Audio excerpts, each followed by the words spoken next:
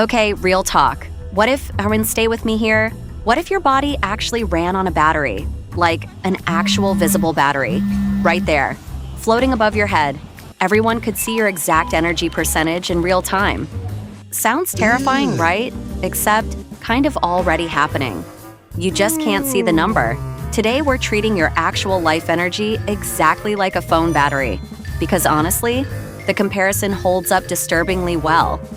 Let's find out what's draining you, what's actually charging you, and why some people apparently never plug in at all. Picture this. You wake up, fully charged, 100%, the dream, for about 4 minutes.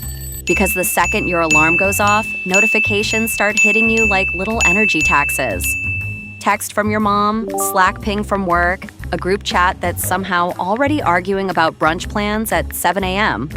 Ping, ping, ping. That's not just annoying, that's actual battery drain. Every decision you make, even tiny ones, pulls a little bit of charge. Scientists call this decision fatigue. The idea that your ability to make good choices literally wears down throughout the day, the same way your phone struggles to keep apps running once it dips below 20%. So by the time you've decided what to wear, what to eat, whether to answer that email now or later, you've already burned through a chunk of your battery. And you haven't even left the house yet. That 4 minutes of fully charged feeling, enjoy it while it lasts. It's basically the intro cutscene before the actual game begins. Now let's talk about what actually tanks your battery fast, because some things are just background apps you forgot were running. An argument with someone? That's not a quick drain. That's like leaving your camera app open in the background for 6 hours. It quietly eats your battery even after the conversation's technically over. You're just replaying it in your head at 11 p.m., wondering if you should have said something different. Doomscrolling, also a battery killer, feels relaxing, isn't. Your brain's still processing every headline, every comment section, every "wait, what did I just read" moment, all while you're telling yourself you're resting. And multitasking, juggling 5 tabs, 3 group chats, and a Slack thread while pretending to watch a show, that's like running 4 power-hungry apps at once. Doesn't matter how good your battery is, it's going to drop fast. Traffic counts too, by the way. So does a reply-all email thread that somehow has 43 replies by lunch. So does small talk with a coworker who just has a quick question that takes 20 minutes. None of this shows up as a percentage you can actually see. You just feel tired, foggy, irritated for no clear reason. That's your battery quietly bleeding out in the background and nobody sent you a notification about it? Honestly, if your phone gave you as little warning as your body does before hitting 0, you'd be furious at Apple. And then, right around 2 or 3 p.m., it hits. The dip. This isn't just you ate too much lunch, it's actually built into your biology. Your body runs on something called a circadian rhythm, basically your internal clock, and it naturally dips in alertness in the early afternoon. Every single human has this dip. Yes, even that one coworker who seems weirdly fine at 3 p.m., they're probably just better at hiding it, or heavily caffeinated. There's also something called an ultradian rhythm, shorter energy cycles that run about every 90 minutes to 2 hours throughout your entire day. Which means your battery isn't just slowly draining in one straight line, it's doing this weird up and down cycle constantly. Sometimes you're locked in, focused, unstoppable. And 90 minutes later, you're staring at a wall trying to remember your own name. This is why forcing yourself to just push through for 6 hours straight doesn't actually work the way hustle culture wants you to believe. You're not being lazy. You're running on the same cycle every human runs on. Your phone doesn't judge itself for needing a recharge midday. Maybe stop judging yourself too. Okay, so how do you actually charge this thing back up? Real answer, sleep. It's not glamorous, but it's the actual overnight charging cable. Deep sleep is when your body does its actual maintenance, repairing cells, consolidating memory, basically running the update in the background while you're unconscious. Skip it, and you wake up the next day already starting below 100%. Like plugging your phone in for 20 minutes and calling it charged.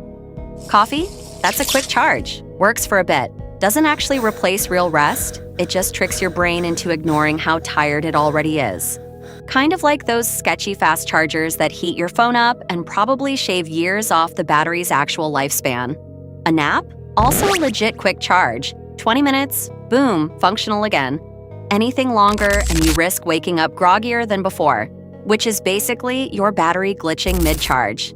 Movement helps too, weirdly. A short walk outside acts less like a charger and more like actually improving how efficiently your battery runs in the first place. Meanwhile, a sugar crash from a vending machine snack? That's a fake charge. Spikes fast, drops you lower than where you started.